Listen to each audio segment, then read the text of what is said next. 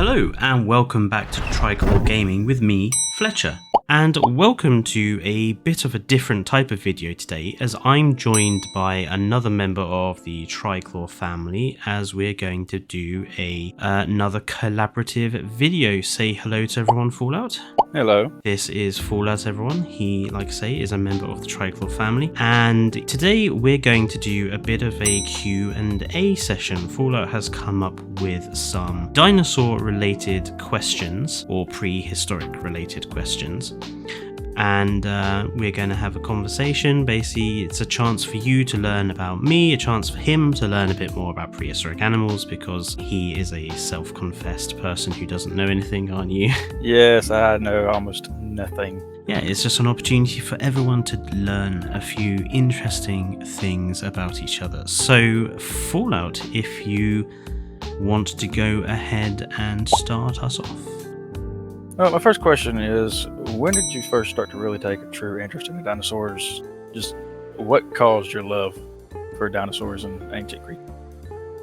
So this is quite a complicated question to answer, because I have to go quite far back trying to remember actually when this started. So my order of interests when I was a kid went Thomas the Tank Engine, dinosaurs, Titanic, and then Star Trek.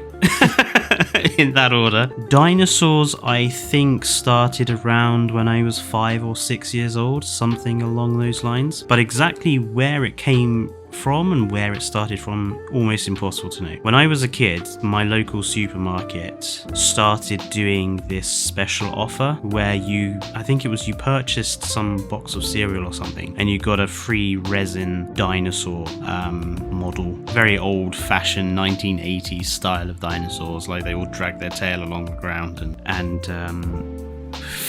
fluorescently brightly coloured as well. And I know that I was getting about one of those every week from grandparents or my parents, so I remember that. I also remember seeing Jurassic Park: The Lost World, the second movie, was the first film I ever saw in a cinema. I remember that, but I don't remember when that was. I don't remember how old I was when I saw it. I just know it was the first thing I ever saw in a cinema. So it's possible that started it as well. There was also a magazine subscription around at the time called Dinosaur, which I then later went and brought my own set of now. So I have an old set of that magazine subscription, which, you collected one part every week or every month. And that really coloured my sort of view of dinosaurs for a long time.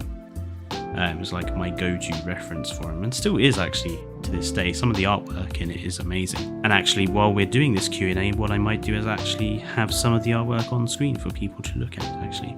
There was obviously also my parents introducing me to The Land Before Time, which was a sort of Disney animation. You're nodding your head. Have you seen The Land Before Time yourself? I have watched several movies of The Land Before Time. I've watched a bunch of them. The original? Yes, the original from the whole 1990s and everything. My grandparents kept them on VHS, and whenever I went to their house, I'd always watch them all the time. Did you cry at the first one? I honestly do not remember. All I can remember is there was always a tooth. What was your favourite character of the original Land Before Time bunch? I don't remember any of their names. I do remember Ducky. Yep. Petrie. Sadly enough, I remember Sarah. Littlefoot was his name. It was always Littlefoot for me because, I don't know, I just connected with him somehow. I guess he was just like me as a child. Then when they actually introduced, I can't remember what his name was, the baby sharp tooth. When they introduced him, the only sharp tooth that could talk in the movies. Is it Ripper? Something along those lines? I'm sure it begins with R. Something around there. I really liked him. He became my favorite one because every time I started watching one, I was like, ooh, I hope he's in this one because I like the T-Rex. Oh, good. So I'm glad I'm not the only one who's seen Land Before Time then. So yeah, you're not completely absent of dinosaur knowledge. You're just needing to be updated a bit. So yeah. So it was probably around a period between 5 and 7 years old for me. All I do know is that once I was introduced to them, that was it. Like once the magazines came in, once I had like the figurines, I was like every year was more and more and more dinosaur stuff. And as I've gotten older, obviously the interest remains, but it's more of an academic interest now. So I've got lots of up-to-date, academic resources and papers and stuff like that. So yeah, it's just one of those interests that has properly stayed with me. Trying to remember. I do remember, actually, I have a funny story. So when I was about 7 or 8 years old at my infant school, what used to be known as infant schools in this country, one of the other kids at the school, and I still don't know to this day why they did it. I think they must have had an in with the head teacher or something. One of the other kids in the school stood up at the end of the assembly and brought in the same bag of dinosaur models that I had from the supermarket special offer, and he was like showing them off, and the teacher at the front was doing the spiel when a kid comes up and shows something off, and the teacher's like that. And I remember to this day, the kid took out his Ankylosaurus figure, and the teacher asked him whether he thought it was a meat eater or a plant eater, and he said that the Ankylosaurus was a meat eater because it had lots of armor and spikes and a big club tail. And I remember sitting there in the hall thinking, you utter idiot, everyone knows Ankylosaurus is a plant eater, use that lot for self-defense, you're a fool. And I just wanted to stand up and go, you're wrong, really loudly at him, but yeah, I didn't.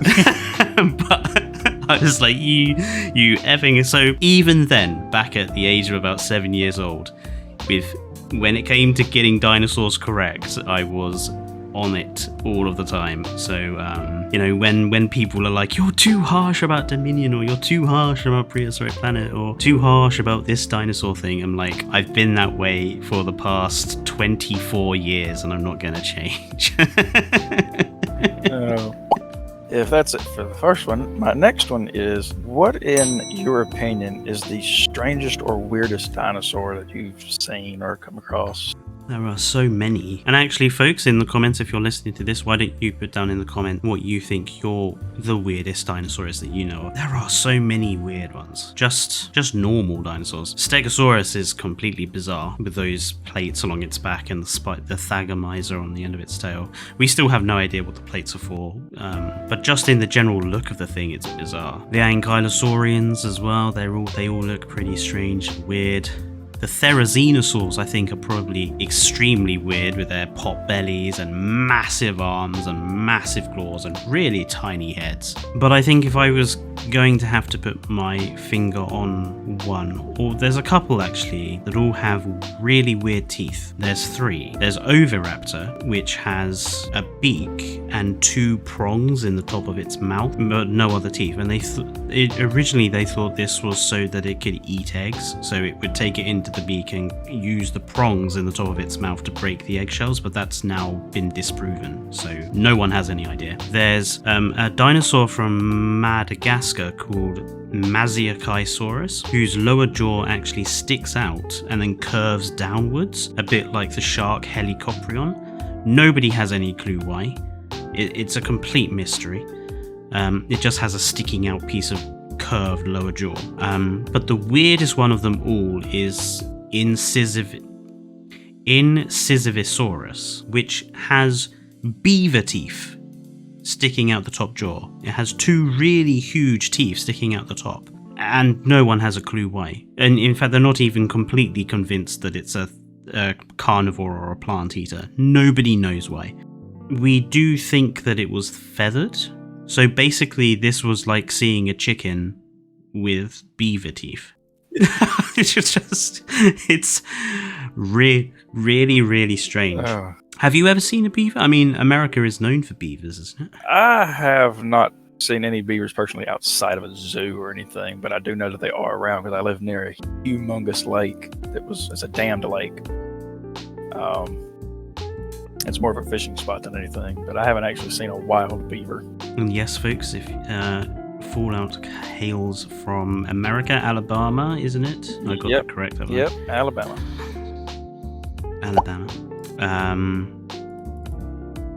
So that's where his accent is from, if anyone is wondering. All right, for the next question, as far as, like, in the case of the Megalodon, given how little we know of our oceans and forests compared to what else we've studied, the Earth and the stars, why or why don't you believe that it could have survived into the modern era, or at least past the last mass extinction event? And what are your reasons for that thought? So this was all stimulated by that really terrible movie called Meg. And after Meg came out, everyone was like, oh, it could still be alive, it could still be alive at the bottom of the Marianas Trench and all that rubbish. No, unfortunately. And it's very easy to logically explain why. So we can use what happened to the saber-toothed tiger. Sorry, I've got that wrong. There's no such thing as a saber-toothed tiger. What happened to the saber-toothed cat and the forest raccoons, the terror birds, the giant 2-meter tall terror birds. So what happened in, a few million years ago before the Ice Age, North America and South America weren't joined together, so they evolved separately. And in South America you had the forest raccoons, the big terror birds. They ruled the plains of Argentina and South America, and all the mega big fauna, all the huge animals that lived there. And then North America, the saber-toothed cat evolved in North America and evolved to hunt North American prey. When the two continents collided and you had a land bridge between America and South America, the saber-toothed cats migrated down towards South America, where they displaced the forest raccoons as the dominant predator. And the forest raccoons moved north and basically took over the role that the saber-toothed cats had. And the saber-toothed cats became more and more adapted to hunting the really big animals of South America. That's what the saber-teeth tooths were for. They were perfectly effective killing implements. However, when the really big megafauna started to disappear, the saber-toothed cats lost their predatory food sources, went extinct because they just couldn't handle the change. And there's lots of examples of this, predators adapting to hunting particular types of prey. When those particular types of prey disappear or become less numerous, the predators often can't cope with it. Now, Megalodon, supersized great white shark, essentially evolved to hunt the big primitive whales of the time. Then the Ice Age happens. And when the Ice Age happens, the Earth's climate changes, the way the food chain works on the planet changes, fewer big whales, Megalodon loses its food source. Megalodon suffers more competition from smaller animals, from less large animals. You have to remember that there comes a point in the way biology works that if you're too big, you start requiring too much energy, you start requiring too much food, you have to migrate lots of ways. There's lots of downsizes to be very big. And it's telling that on this planet, when it comes to terrestrial animals, for example, nothing seems to go much bigger than an elephant in terms of plant eater, and nothing tends to go much bigger than a polar bear or something of that size when it comes to a meat eater. The only reason whales can grow to such big sizes in the ocean is because there's so much food. Whales live off krill, and krill is enormously numerous in the ocean. So there's a massive food source for them to grow off and get big and build lots of blubber reserves and everything else. But Megalodon doesn't have that advantage once its food source dies off. So it's a matter of the climate changed and Megalodon couldn't cope with the reduction of its food source. I also happen to think that if Megalodon was still around today, there would be evidence of it, It wouldn't be living at the bottom of the Marianas Trench. The deeper you go, animals go through certain changes. They don't look the same as animals at less deep environment. So Megalodon, even if it was alive at the bottom of the Marianas Trench, it wouldn't look like a Megalodon because it would have adapted to the pressure and the lack of light and everything else at the bottom of the Marianas Trench. Obviously, if that's the case, then it wouldn't live at a very great depth. It would have lived closer to the surface. Closer to the surface, there's more chance of it being detected, and it would have been hunting whales. So there would be evidence of whale carcasses, and probably by now as well. I mean, Megalodon is 50 to 100,000 years old in the fossil records, I think, something along those lines. And in all that time, not one body has ever washed up. Whales and dolphins and other marine life washes up on beaches all around the world all of the time. In 100,000 years, a megalodon would have washed up. Or a dead one would have been found floating on the surface before it sank, or something along those lines. We would have had evidence for it by now. So yeah, that's my reasoning for why I just think all this, oh, it could still be alive at the bottom of the Marianas Trench. We don't know very much about the water of the planet. We know more about the moon than we do our own oceans. That doesn't mean Megalodon could still be alive, or it also doesn't mean the Loch Ness Monster is actually a prehistoric plesiosaur that's still living in Scotland. I mean, personally, why would anyone want to live in Scotland, for one thing? But that's there goes my comment section. But yeah, that doesn't mean, just because we don't know much about the ocean, that doesn't mean you can say that anything will still be alive there. There are certain logical reasons why these animals went extinct. You just have to, do the research. Have you ever seen a shark? I mean, do you like sharks? Are you scared of sharks? I am scared of sharks, but I am interested in sharks. I've always had an interest in sharks. As a young kid, I always had books on sharks, smooth skin, whether they had scales or not. Nurse sharks, reef sharks, great white sharks, even to the tiny little dogfish and the cookie cutter sharks that would take sections out of submarines. Just always been interested in them. Always found that the fact that they're fish, they're not bony, but they only have one bone, which is their jaw and their teeth. And actually at my work, I have been my service manager now. He actually does diving, and he has actually dove with sharks. And he says that they actually feed them all the time, and they're actually quite tame and don't really mess with you, because what he says is they're used to their food sources not attacking back. So he said if you just kind of bump them on the nose, they're like, oh, I'm not used to that, I'm not going to mess with them. So they're quite interesting. I do think people, when it comes to sharks especially, people have this perception, mainly because of films like Meg and Jaws, that they're horrible bloodthirsty killers, and that's all they're ever going to be. And actually, that's not true. There's a woman on YouTube who goes around removing the fisherman hooks and stuff from sharks in her local waters. And she just, stands there surrounded by sharks, and they just swim up to her and happily stay there while she removes the hook and then, swim around. And they're not bloodthirsty killers.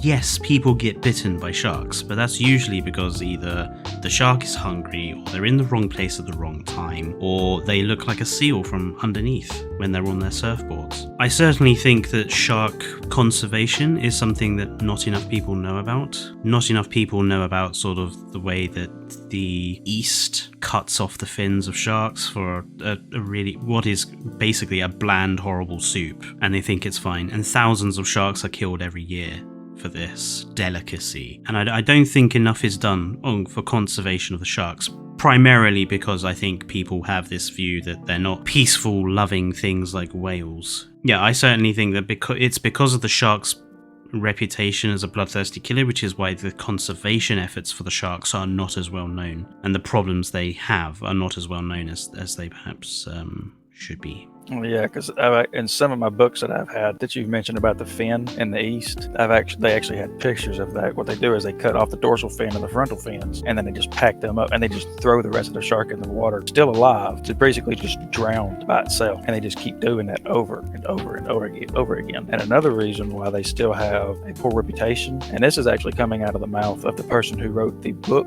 Jaws. He actually stated that had he known that sharks aren't actually like he portrayed them in the book and how their reputation actually was in the time, he said he never would have written the book, but that's how he perceived them to be, because that's all anybody ever thought they was. So he wrote it as this bloodthirsty monster killer when they're really not. They're like anything else. They're just simple animals. They're either protecting their territory, or they're looking for food, or they just make a mistake. My next one is, how do you think the media in film or television portrays dinosaurs? Is it good? Is it bad? Both? I think the way the media portrays dinosaurs has gotten worse. Just in the time where I've been interested in dinosaurs, the big change came with Walking with Dinosaurs in 1999, I think it was. Walking with Dinosaurs presented these animals in such a realistic way, a more realistic way than ever before, and also presented them not as monsters, not as just bloodthirsty killers,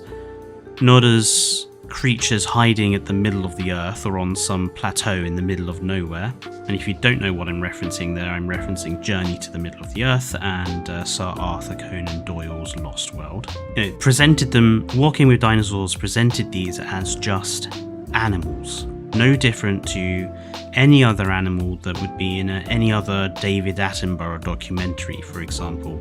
And that was really important, because it was the first time dinosaurs had been presented in such a way, and at the time, quite a realistic way. And I think it led to a big increase in the interest of paleontology, and it led to a big increase in science and everything else. These are things that have been documented by, the people who worked with Walking with Dinosaurs commented that the TV show itself helped their science. I think dinosaurs are kind of slipping back into becoming these bloodthirsty monsters that do nothing but attack you all of the time. Jurassic World.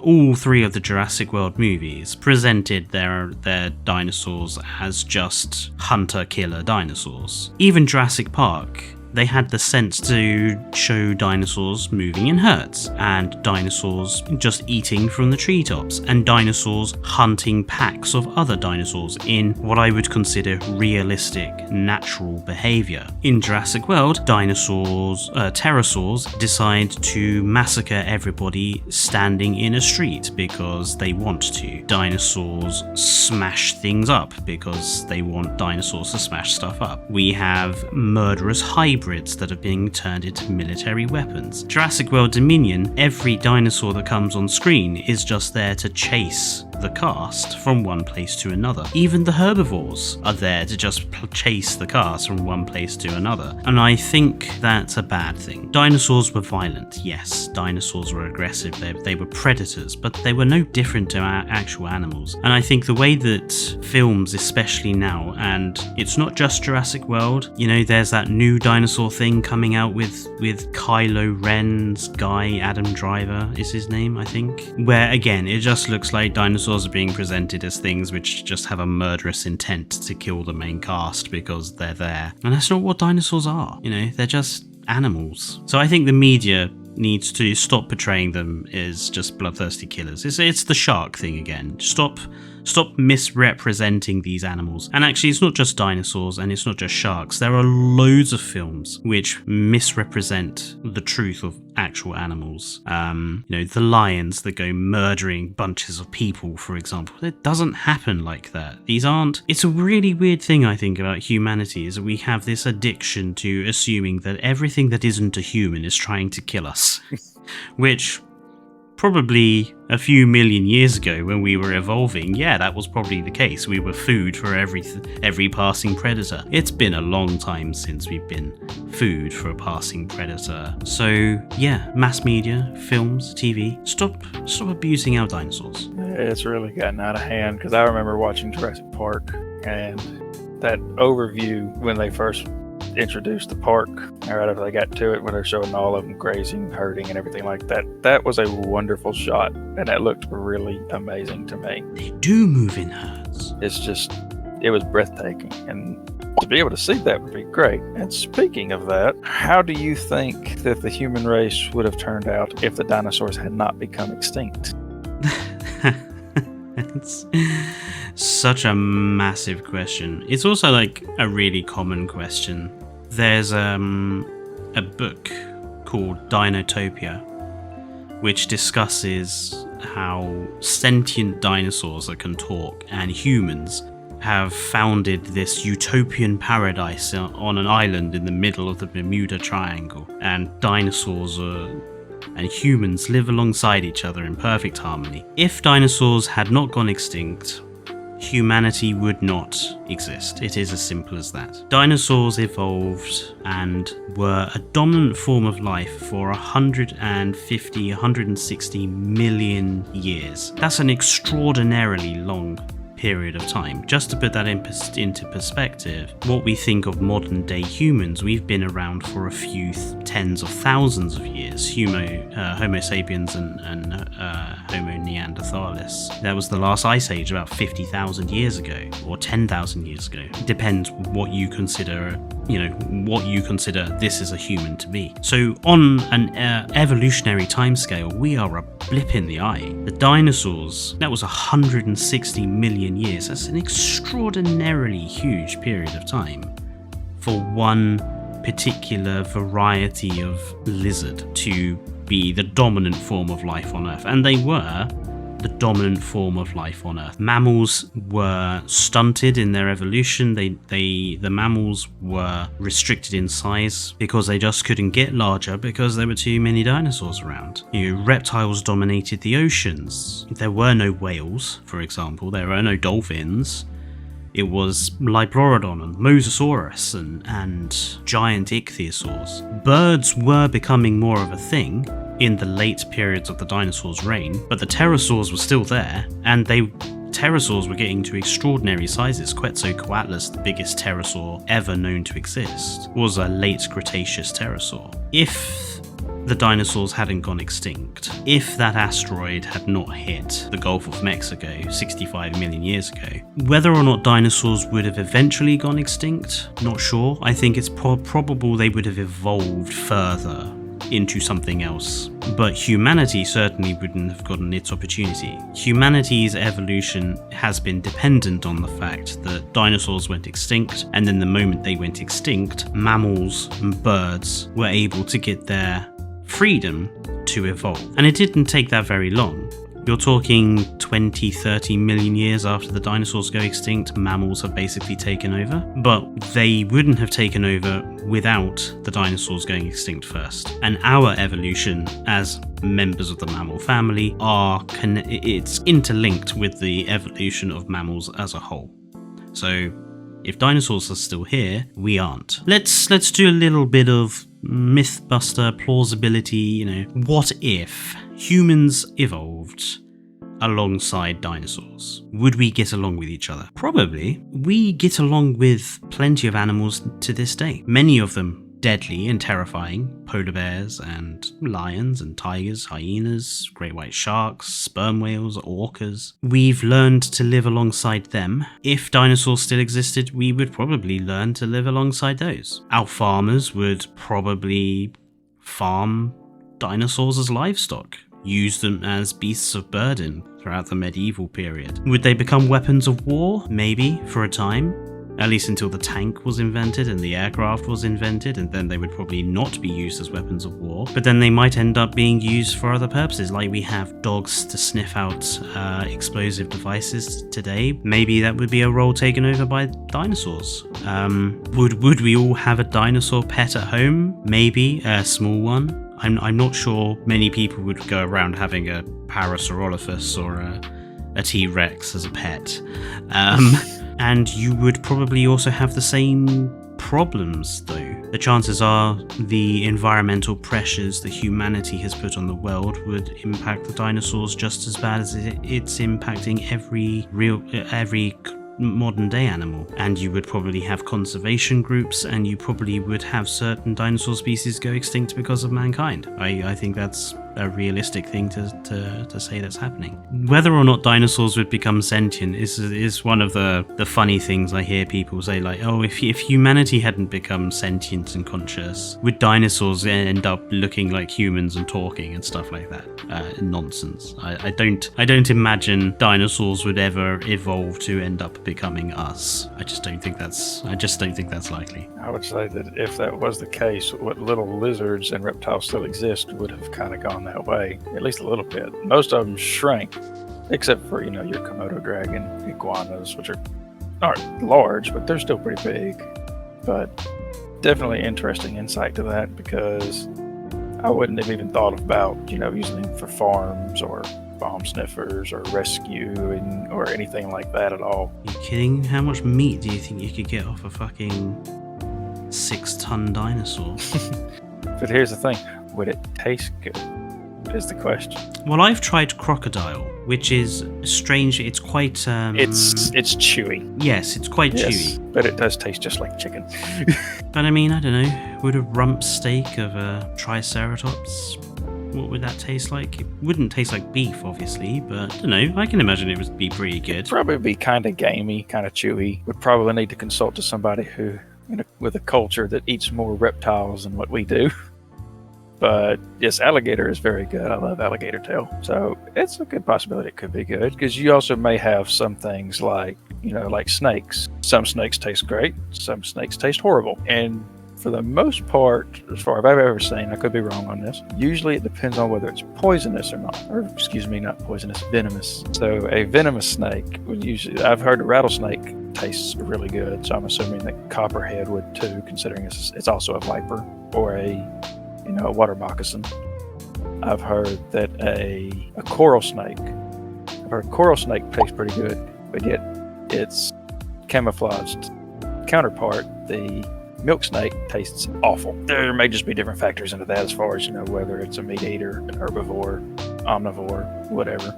So I actually have a question that I think that both of us can actually give an answer to. You should be able to, I think, even with your limited dinosaur knowledge. If you had the opportunity to bring back one type of prehistoric animal or one type of dinosaur or something along those lines, what would you bring back to the Earth and why? And I'm going to let you answer first. Okay, that is a difficult question because there are so many, but I don't know that many. You can be general, so if you want to say like mosasaurs, or if you want to say long neck dinosaurs or whatever, that's fine. You can be general if you like. I would probably say, I haven't a clue. I ain't have the faintest idea at all because there's just so many. I'm trying to think. I'd probably say like a brachiosaurus or something, because going back to Littlefoot, I do like them. They are cool. Plus, it would also give us an opportunity to learn, how something that heavy can support its own weight. Because if I'm not mistaken, how heavy was a brachiosaurus? What did they weigh? Oh, you're looking at about 70 tons of dinosaur there. Okay, 70 tons. And I know they have huge, thick muscles and everything, and they adapted to be able to do that. But even though, like, a whale is a mammal, but it lives in the ocean, I know it has adapted to that. But even for just the shortest amount of time, a whale can't survive being on land that long, and yet a brachiosaurus weighs 70 tons. That is 140,000 pounds, if I'm not mistaken. I could be off on that. It could be more. Just the sheer muscle fiber that it would have to be able to hold itself up and to, be able to swing its neck around, swing its tail around for defense, be able to actually lay down, sleep, get up from that, and to still be kind of fast. I know it's not like super fast, like a cheetah would be or anything like that, but it wouldn't be slow where it's moving in 1 mile an hour. They would probably gallop pretty good, decently for their size. Plus, there's also things that you could learn as well as far as like the actual colorations of them, which would give you an idea of the colorations to other prehistoric creatures too, because mostly, if I'm not mistaken, they're portrayed as being kind of a grayish color. They could be really vibrant. They could have vibrant patterns, all kinds of patterns. They could be striped. They could be polka dotted. They could be like a giraffe almost. And that's probably the one that I would choose for sure. Interesting. So you'd go with basically sauropods. Mm-hmm. I would probably bring back pterosaurs just as a group. As much as birds are impressive, there's just something about the idea of a giant flying reptile that's the size of a light aircraft gliding around the ocean, which I just think is such a cool and majestic idea. I would love pterosaurs to come back. Can you imagine watching them taking off from the cliffs of Dover, just straight over the ocean? Yes, there would probably be some concerns. I mean, seagulls can be dangerous enough when they try and nick food from you. Being hit by an 8-meter wingspan pterodactyl probably would hurt a lot more than a seagull, but they'd just be so cool to have back. If I was limited to picking dinosaurs, I think if I was limited to picking a particular type of dinosaur, I would probably have like the ceratopsians back, like Triceratops and stuff. Only because I reckon they'd be just as docile and kind of stupid as cows. I could actually see that a little bit. I can see them being as stubborn as cows too. Let me know down in the comments, folks, what type of prehistoric animal you would have back and why. And if you have any other questions you would like me to answer, put them down below as well. I'd like to thank Fallout for coming up with some interesting questions for us to discuss and talk about, and I'm sure there will be plenty of more educational dinosaur stuff coming in the future. Don't forget to like, comment and subscribe if you have not already done so, and I will see you guys in the next video. And if you want to take part in a collaborative video with me on Triclaw Gaming, join the Discord server, there should be a link down below, and give me a poke on there. But until next time, folks, stay safe, and it's goodbye from me. And goodbye from me. Bye bye, folks.